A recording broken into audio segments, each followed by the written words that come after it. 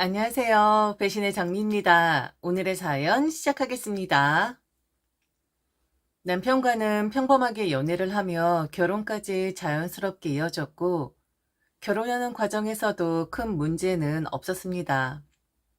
주변에서 흔히들 연애와 결혼은 다르다라고 말했지만, 저는 그 차이를 크게 실감하지 못했죠.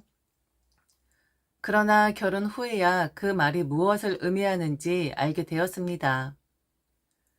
연애 시절에는 보이지 않던 것들이 결혼 생활 속에서 선명하게 드러났고, 가장 큰 문제는 남편의 가족, 특히 시누이였습니다. 남편에게는 하나뿐인 누나가 있었습니다. 시누이는 결혼하지 않은 상태였고, 시댁에서 시부모님과 함께 살고 있었습니다. 처음엔 크게 신경 쓰지 않았습니다. 부모님과 함께 사는 것이야 흔한 일이니까 라고 단순하게 생각했기 때문이죠. 그러던 어느 날 우리가 결혼하자마자 시누이가 갑자기 독립을 하겠다고 선언했습니다. 이제 나도 독립해야지. 부모님과 너무 오래 살았어. 그 말을 들었을 때 저는 그저 자연스러운 과정이라고 여겼습니다. 오랫동안 부모님과 함께 살았다면 독립하고 싶은 마음이 들 수도 있고, 무엇보다 결혼도 앞두고 있지 않은 상황이니 미리 독립하는 것이 나쁠 것은 없다고 생각했습니다. 오히려 나와 시댁에서 마주할 일이 줄어들 테니 다행일 수도 있겠다 싶었죠. 하지만 이상한 점이 있었습니다. 남편의 태도가 달라지기 시작한 거죠. 저희 부부는 맞벌이를 하며 생활하고 있었고, 경제적으로 크게 부족한 상황은 아니었습니다.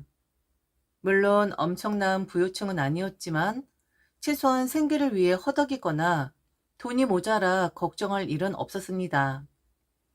그런데 어느 날 남편이 갑자기 저에게 나 투잡을 해야겠어 라고 말했습니다. 갑자기 무슨 투잡? 우리 생활하는데 큰 문제 없잖아. 그냥 조금이라도 더 벌면 좋잖아. 열심히 살고 싶어서 그래. 남편의 갑작스러운 말에 저는 당황했습니다. 열심히 사는 건 좋은 일이지만 지금까지 그런 이야기를 한 적도 없고 갑자기 투잡을 뛰겠다는 말이 쉽게 이해되지 않았습니다. 단순한 아르바이트 정도라면 몰라도 남편이 선택한 일은 새벽에 가락시장에 가서 물건을 나르는 일이었습니다. 새벽 일을 한다고? 가락시장에서? 그런 일 해본 적도 없잖아. 없지. 그런데 뭐 사람이 하면 다 익숙해지는 거니까. 남편은 당시 병원에서 사무장으로 근무하고 있었습니다. 물론 엄청난 연봉을 받는 건 아니었지만 그래도 안정적인 직업을 가지고 있었고 성실하게 살아가고 있었습니다. 그런데 갑자기 병원 일과 별개로 새벽마다 시장에 가서 일을 하겠다고 하니 도무지 이해가 되지 않았죠. 그렇게까지 할 필요가 있어? 갑자기 새벽 일을 하겠다는 이유가 뭐야? 그냥 뭐 운동도 하고 결혼하고 나서 살찌는 것 같아서 말이야. 그리고 요즘엔 다 해. 경험 삼아서 해보는 것도 나쁘지 않잖아. 남편은 대수롭지 않다는 듯 말을 얼버무렸고 구체적인 이유를 끝까지 말하지 않았습니다. 아무리 생각해도 이해할 수 없었죠. 돈이 부족한 것도 아니었고 남편이 유난히 피곤해하거나 스트레스를 받는 모습도 아니었기 때문이죠. 저는 남편이 무언가를 숨기고 있다는 것을 직감했습니다. 하지만 그때는 그저 남편이 새로운 경험을 해보고 싶은 건가 보다 하고 넘어갔습니다. 남편은 새벽마다 가락시장으로 나갔습니다. 처음엔 그저 짧은 기간 동안만 하겠지 싶었지만 점점 남편의 피로는 눈에 띄게 쌓여갔습니다. 집에 돌아오면 피곤한 기색이 역력했고 몸 여기저기가 쑤신다며 힘들어했습니다. 당연했습니다.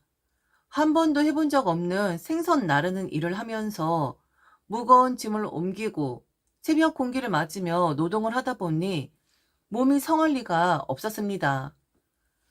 그런 남편을 보며 저는 솔직히 한 달 정도면 관두지 않을까 싶었습니다. 아무리 부수입을 위해서라지만 그렇게 고된 일을 계속할 이유가 없다고 생각했기 때문이죠. 하지만 한 달이 지나도 남편은 일을 그만두지 않았습니다. 매일 새벽같이 나가고 낮에는 본업인 병원 일을 하느라 녹초가 된 채로 돌아왔습니다. 처음엔 그냥 돈을 더 벌고 싶어서 저러는 걸까? 하고 생각했습니다. 저는 남편이 일당을 얼마 받는지도 물어보지 않았습니다. 그 돈을 제가 쓸 생각도 없었고 남편이 본인이 비상금으로 쓰겠거니 하고 대수롭지 않게 넘겼습니다. 남편 역시 따로 돈 이야기를 꺼내지 않았고 저 또한 깊이 신경 쓰지 않았죠. 그렇게 시간이 흘러가던 어느 날 저는 정말 우연히 남편이 왜 그렇게까지 새벽 일을 하는지를 알게 되었습니다. 그날은 주말이었고 저는 시댁에 일이 있어서 방문을 했습니다. 남편은 피곤했는지 저 혼자 가라고 했고 저는 시댁에서 시어머니가 시키는 일을 하고 잠시 쉬고 있었죠. 그러다가 물이 마시고 싶어 거실에 나갔는데 그러던 중 시어머니가 통화하는 소리가 들려왔습니다. 원래라면 신경 쓰지 않았겠지만 그때 들린 시어머니의 말 한마디가 저를 멈춰서게 만들었습니다. 네 동생 지금 죽어나잖아. 아가는 모르는 것 같은데 언제까지 새벽 일을 해야 하는 거야? 그 말을 듣는 순간 심장이 철렁 내려앉았습니다. 내가 모르는 것 같다고? 그게 무슨 말이지? 순간 뭔가 잘못 돌아가고 있다는 생각이 들었습니다. 가만히 귀를 기울이자 시어머니는 계속해서 걱정스러운 목소리로 신우에게 말하고 있었습니다. 너 도대체 일 언제 구할 거야? 왜 집을 구해가지고는? 동생 죽일 거야? 애가 힘들어서 죽으려고 하더라. 언제 일 구할 거냐고. 핑계만 대지 말고 얼른 일 구해. 이거사, 정신 좀 차리라고. 신우이가 뭐라고 대답했는지는 잘 들리지 않았습니다. 하지만 전화기 너머로 그녀가 언성을 높이며 말하는 소리가 희미하게 들렸습니다. 신우이는 무언가 불만이 가득한 듯이 짜증을 내고 있었습니다. 그제야 저는 모든 것이 맞춰지는 느낌이었습니다. 남편이 왜 갑자기 새벽 일을 시작했는지, 왜 그렇게까지 힘들어하면서도 그만둘 생각을 하지 않았는지, 그리고 왜 한 달이 넘도록 그 일을 계속하고 있었는지. 남편이 벌어온 새벽일 돈을 모두 신우에게 주고 있었던 것입니다. 믿기지 않았습니다. 머릿속이 복잡해지고 손까지 떨렸죠. 남편이 자기 몸을 혹사해가며 번 돈이 우리 가정을 위해 쓰이는 것이 아니라 신우이의 생활비로 들어가고 있었다는 사실이 충격이었습니다. 시어머니의 말투를 보니 남편은 이 사실을 저에게 전혀 알리지 않은 듯 했습니다. 순간 신우이가 또 소리를 지르는 듯한 소리가 들렸습니다. 정확한 말은 들리지 않았지만 그 태도만으로도 짐작할 수 있었죠. 신우이는 자신이 남편에게 돈을 받고 있다는 사실에 대해 전혀 미안해하지도 죄책감을 느끼지도 않는 것 같았습니다. 저는 순간적으로 머릿속이 하얘졌습니다. 어머니, 이게 도대체 무슨 상황인가요? 지금 이 사람이 형님 때문에 새벽 일을 하고 있는 건가요? 아니, 이게 말이 되나요? 어? 아니, 너 들었니? 아니, 아니, 아가, 이게 말이야. 시어머니는 당황한 기색이 역력했습니다. 손까지 덜덜 떨리는 듯 보였고 변명하려는 듯 몇 마디를 더하려 했지만 쉽게 입이 떨어지지 않는 눈치였습니다. 그 순간 저는 모든 조각이 맞춰지는 느낌이었습니다. 솔직히 말하면 저는 신우이를 좋아하지 않았습니다. 단순히 성격이 안 맞거나 개인적인 감정 때문이 아니었습니다. 과거부터 이미 남편과 신우이 사이에 있던 금전적인 문제 때문이었습니다. 우리 결혼을 준비하면서 자연스럽게 재정적인 부분을 들여다보게 되었는데 남편이 사용하는 카드 중 제가 모르는 카드 한 장이 있었습니다. 이거 뭐야? 난 이런 카드 본 적 없는데? 남편은 처음엔 어쩔 줄 몰라 하더니 결국 솔직히 털어놓았습니다. 그 카드는 남편이 사용하는 것이 아니라 오랫동안 시누이가 사용해온 카드라는 것이었습니다. 뭐? 당신 누나가 이 카드를 써왔다고? 더 기가 막힌 것은 시누이가 직장에 다니던 동안에는 그 카드를 자주 사용하지 않았지만 일을 하지 않는 기간에는 생활비로 썼다는 사실이었습니다. 하지만 저는 그 말을 듣고 의문이 들었습니다. 생활비? 시댁에서 부모님과 같이 살면서 무슨 생활비가 필요하다는 거야? 남편의 말을 듣고 자세히 들여다보니 시누이는 단순한 생활비가 아니라 남편 카드를 사용해 자신이 원하는 것들을 모두 구매해왔던 것이었습니다. 옷도 사고, 화장품도 사고, 친구들과 여행도 다니고, 심지어 밖에서 밥도 사 먹고, 이 모든 비용을 남편의 카드로 해결했던 것이었습니다. 저는 정말 황당했고 남편과 엄청난 싸움을 벌였습니다. 결국 결혼을 하면서 저는 남편에게 강력하게 요구했고 그 문제의 카드를 압수해 버렸습니다. 더 이상 시누이가 남편의 돈을 쓰지 못하게 막아버린 것이죠. 그때까지만 해도 저는 이 문제를 완전 해결했다고 생각했습니다. 그런데 그게 아니었습니다.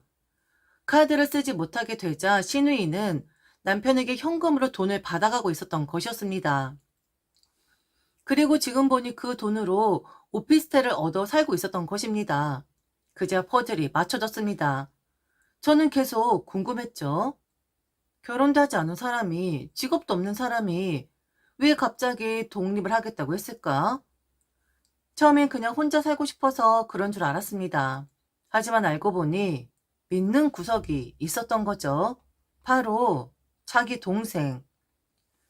자신의 경제적 능력으로는 도저히 독립할 수 없는 상황이었지만 남편이 뒤에서 지원해주고 있었으니 가능한 일이었던 것이었습니다. 이건 단순한 남매가 아니었습니다. 저도 형제가 있지만 이런 식으로 금전적인 지원을 끝도 없이 요구하는 것은 말이 되지 않았습니다. 남편이 단순히 돕는 차원에서 돈을 건넨 것도 아니었습니다. 남편은 자신의 몸을 혹사해가며 돈을 벌고 있었고 그 돈을 우리 가정이 아닌 시누이에게 주고 있었으며 시누이는 그 돈으로 능력도 없이 독립해 생활하고 있었던 것입니다. 너무나 황당했고 화가 치밀어 올랐습니다. 그래서 이 사람은 하루하루 죽어가면서 일하고 있는 거였군요. 오직 형님을 위해서. 어머니 이걸 알면서도 묵인하고 계셨던 거고요. 아니 이게 지금 말이 됩니까? 어머니, 제 남편이 지금 얼마나 힘든데 형님 정말 왜 이러는 거예요? 아가, 조금만 진정을 해라. 어? 금방 일 참는다고 했어. 지금 일 구하기가 힘드니까 그런 건데 금방 일 구하면 아들한테 돈 그만 받을 거야. 그러니까 네가 조금만. 그러다가 일도 관두면요? 그럼 그땐 어떻게 되는 건데요? 아, 정말 저는 이해를 못하겠네요. 저 이만 가볼게요. 그 사람이랑 얘기를 해야겠어요. 괜히 시어머니한테 화를 낸 것 같았습니다. 그런데 그땐 너무 화가 나서 저도 모르게 쏘아붙이고 집으로 돌아왔죠. 그때까지도 잠을 자고 있던 남편, 저는 남편을 깨웠습니다.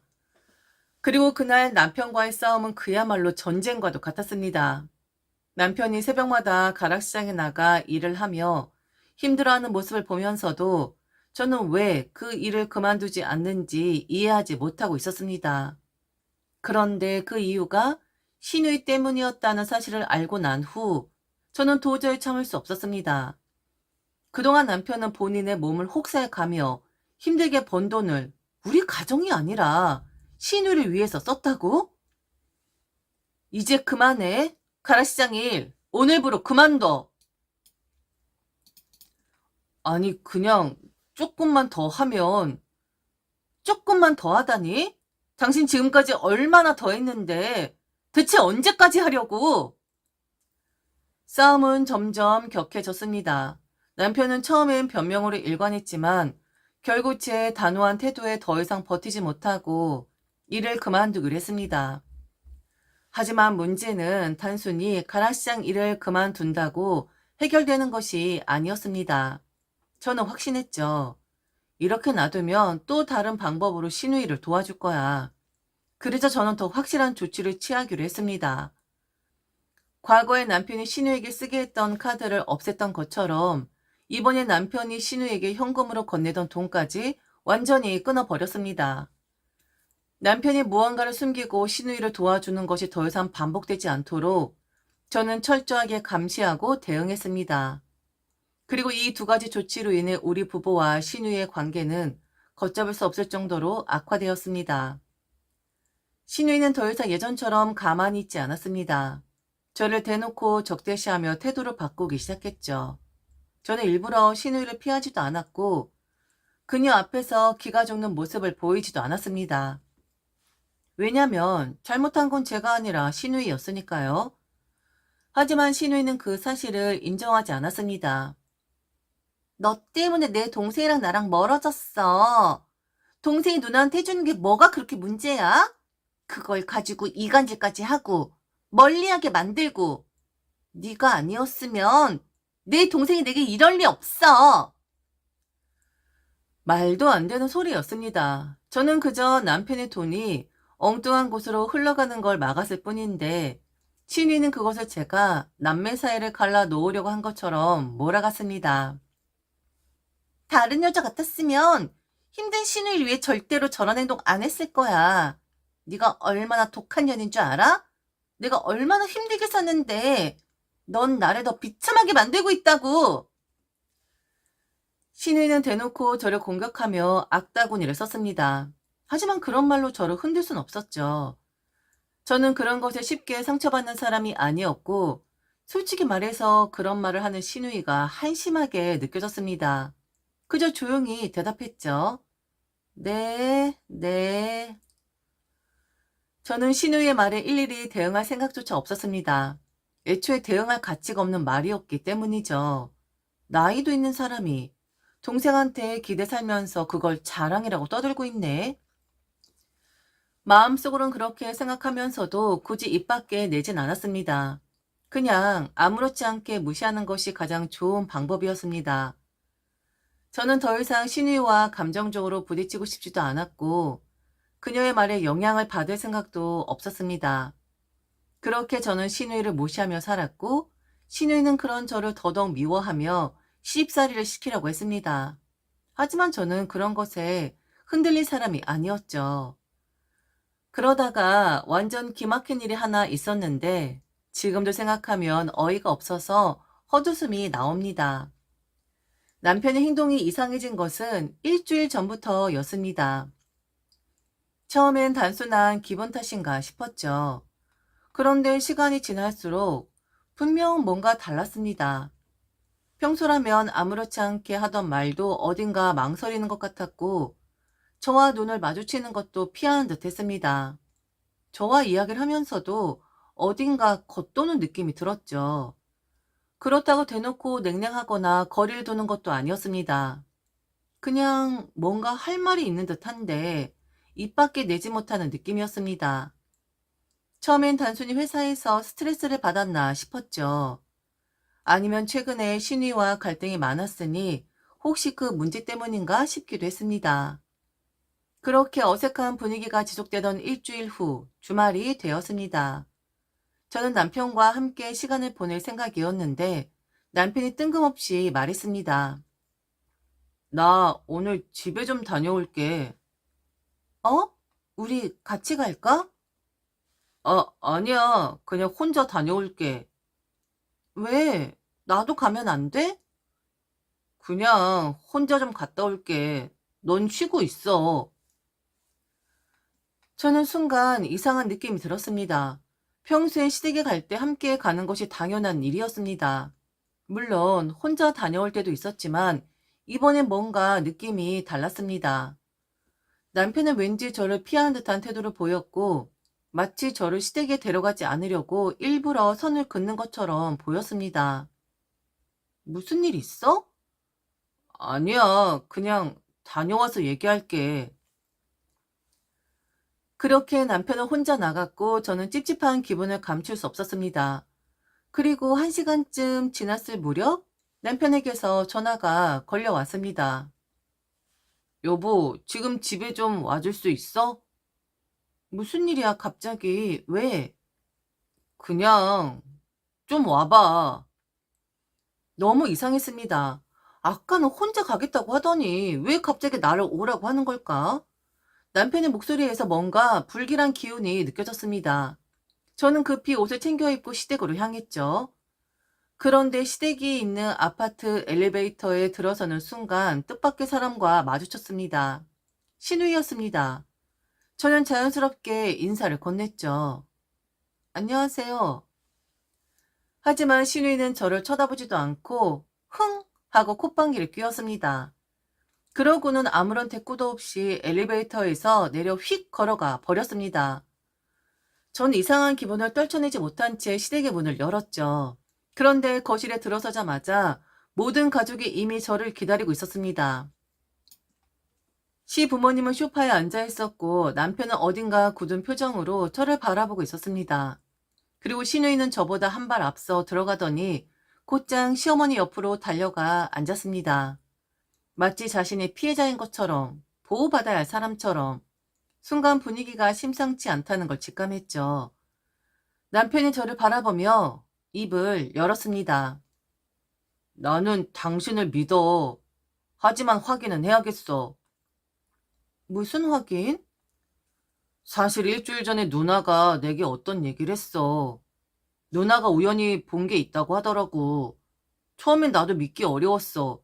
하지만 누나가 본 시간이 당신이 야근을 한다고 한 날이었어.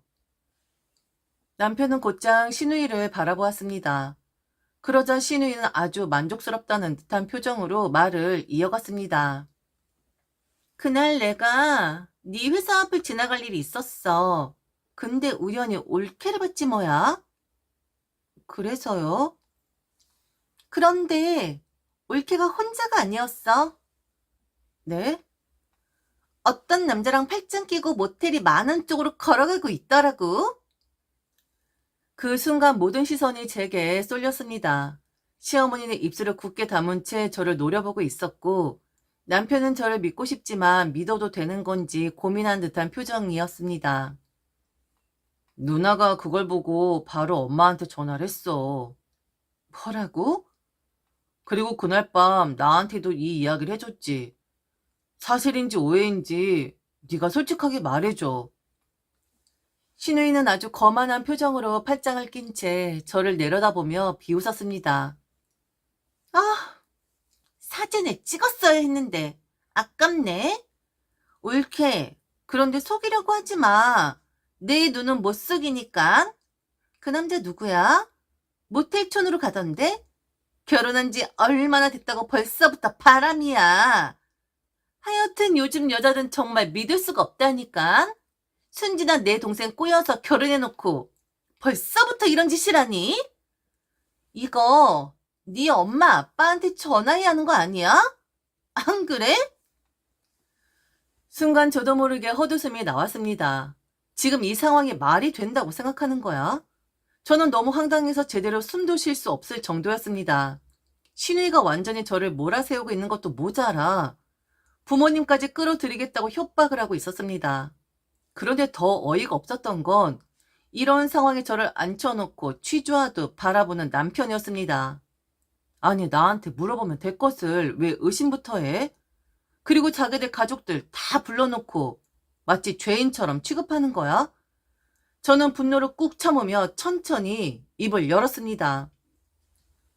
사진 찍어놓지 그러셨어요? 그 말에 신우이는 움찔한 듯 했지만 곧 다시 당당한 표정을 지으며 그럴 시간이 없었어 라고 변명했습니다.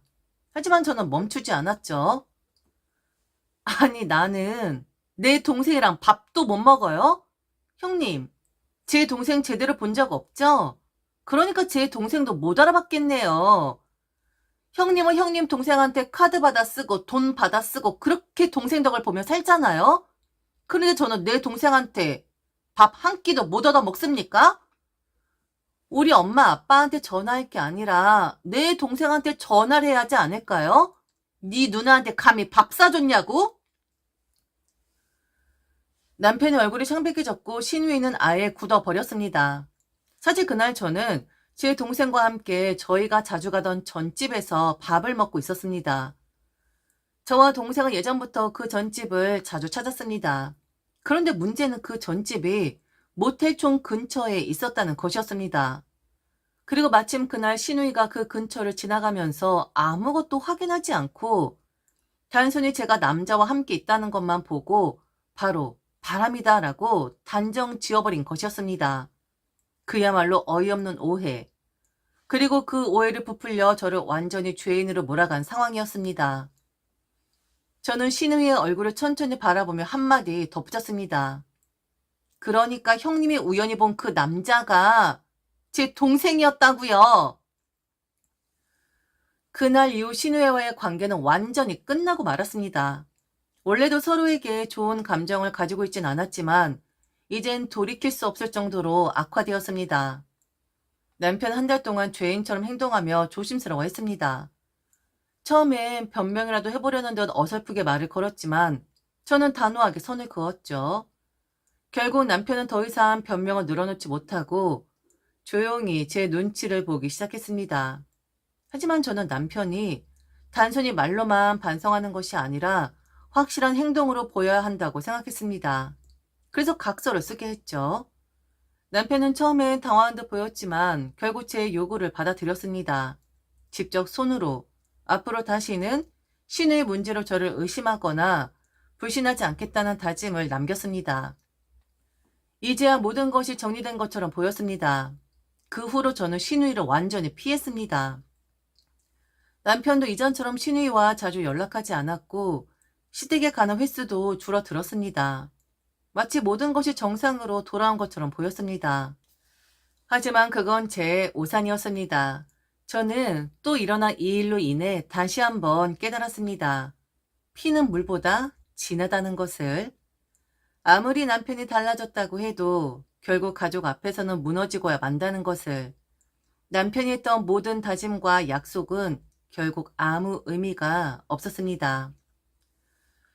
어느 날 예상치 못하게 시어머니를 통해 시누이의 근황을 듣게 되었습니다.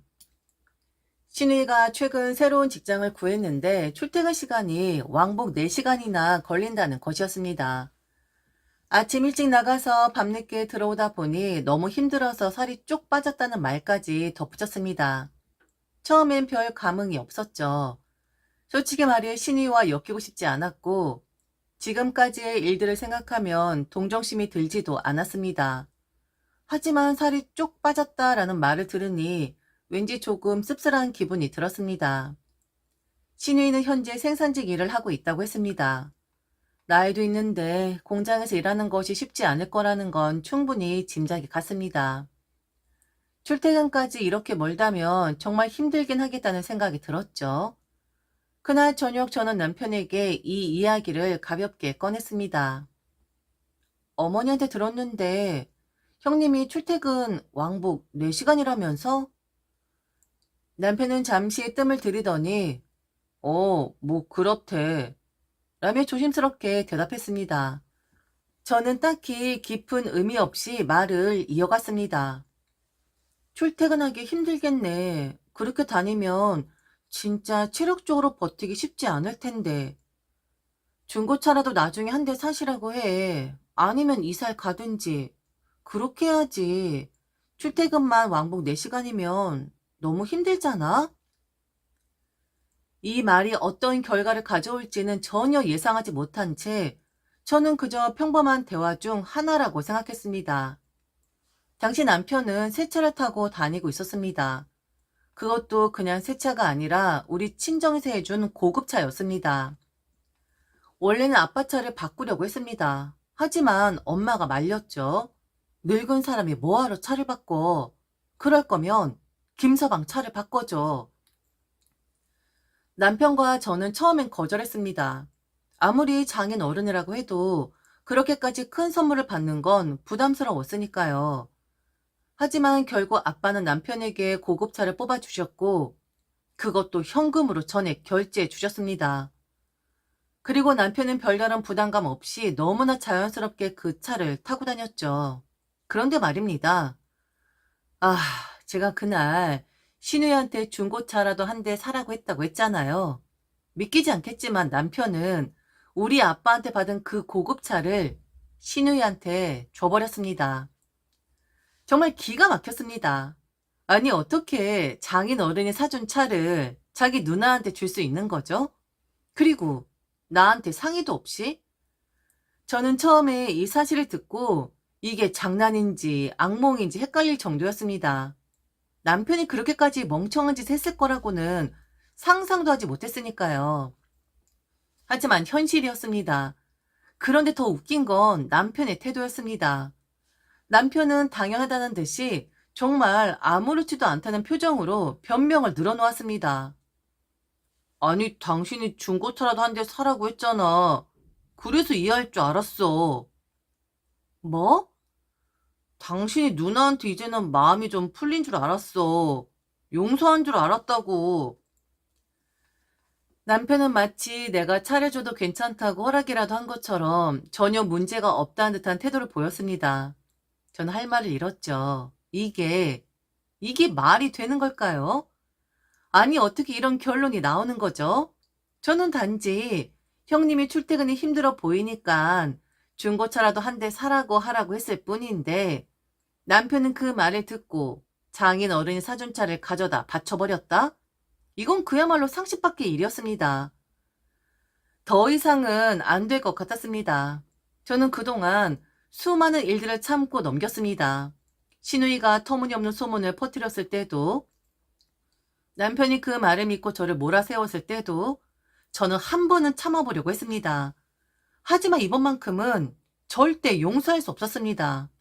장인어른이 해준 차를 상의도 없이 누나에게 줘버렸다? 그 차가 어떤 의미인지 남편도 몰랐을 리가 없었습니다. 우리 친정에서 남편을 위해 마련해준 선물, 우리 부모님이 남편을 믿고 가족으로 받아들이며 준 차였습니다. 그리고 그걸 고스란히 신우에게 갖다 바쳤다? 더 가관인 건 신우이도 그 차가 우리 친정을 세준 거라는 걸 알고 있었을 텐데 그걸 아무렇지도 않게 받았다는 것이었습니다. 역시 피는 물보다 진했습니다. 이건 단순한 오해도 순간의 실수도 아니었습니다. 남편과 신우이는 처음부터 끝까지 한 몸이나 다름없었고 저는 그 관계 속에서 철저하게 타인일 뿐이었습니다. 저는 남편을 바라보며 천천히 입을 열었죠. 차 가지고 되겠어? 그걸로 네 누나가 만족하겠어? 그냥 다 줘버리지 그래? 어? 아니 자기야 왜 그래? 나는 버스 타고 다녀도 되고 지하철 타도 다녀도 되잖아. 그런데 누나는 그러니까 네 누나 너한텐 네 누나가 제일 중요하잖아? 그렇게 중요한 사람을 두고 어떻게 결혼을 했대? 안쓰러워서? 장인의 선물까지 누나한테 갖다 바치는 동생인데 네 누나가 생산직으로 일하는 건 안쓰럽지 않아? 그건 불쌍하지 않아? 왜 그래 자기야. 아니 누나가 지금 안쓰러운 건 맞잖아. 그래 안쓰럽지. 네 누나가 아니라 내가. 나는 뭔데? 너 왜 나랑 결혼했니? 그냥 네 누나랑 결혼하지 그랬어. 왜 그것만 줬어? 우리 집도 주고 네 월급도 주고 다 줘야지. 자기야 미안해. 그런데 지금 누나가 안 되겠다. 너 그냥 네 누나랑 살아라. 넌 평생 이럴 것 같다. 우리 이쯤에서 정리하자. 자꾸 우리 집 재산 밖으로 빼돌리는 너 같은 인간이랑은 못 살겠어. 이혼해? 차 때문에 이혼을 선택하는 것이 처음엔 우스운 일처럼 느껴졌습니다. 하지만 결국 이 문제는 단순히 차 한 대의 문제가 아니었습니다. 그동안 저는 수많은 일들을 참고 넘겼습니다. 남편이 신우에게 휘둘리는 모습, 시댁에서 벌어지는 말도 안 되는 일들, 그리고 그 모든 상황에서 제가 철저하게 뒷전으로 밀려나야 했던 현실. 차 사건은 그 모든 것의 결정판이었습니다. 이젠 더 이상 안 될 것 같았습니다. 제가 이혼을 선언하자 시댁은 난리가 났습니다. 남편은 당황했고 시어머니는 눈물을 보이며 붙잡았으며 시댁 친척들까지 나서서 저를 설득하려 했습니다. 하지만 저는 이미 마음을 정한 상태였습니다. 그런데 가장 황당했던 건 신우이의 반응이었습니다. 그녀는 저희 부부의 이혼을 말렸습니다. 왜일까요? 단순히 동생의 가정을 지키고 싶어서? 아닙니다. 자기 차 빼앗길까봐. 이혼하면 올케 아버지가 사준 차니까 가져가는 거 아니야? 그럼 나 차 없이 출퇴근해야 하잖아. 그러니까 이혼하지 마. 그 말이 얼마나 기가 막혔는지 모릅니다.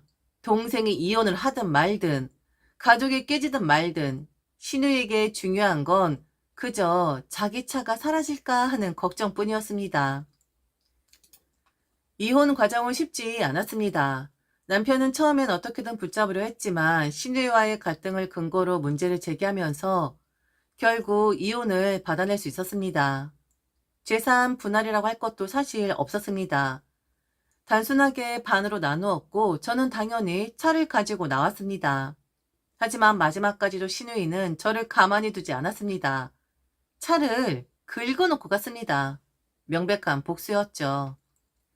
그 수리비는 전 남편에게 청구했고 그는 결국 어쩔 수 없이 처리했습니다.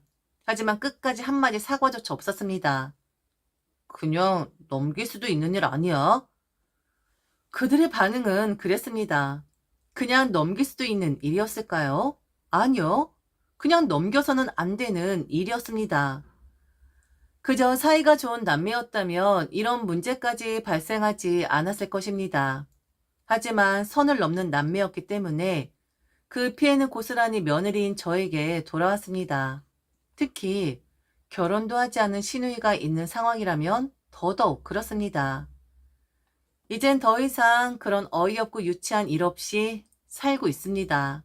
드디어 저는 저만의 삶을 찾았습니다. 아휴. 지금까지 들어줘서 진심으로 감사합니다. 이상 배신의 장미였습니다.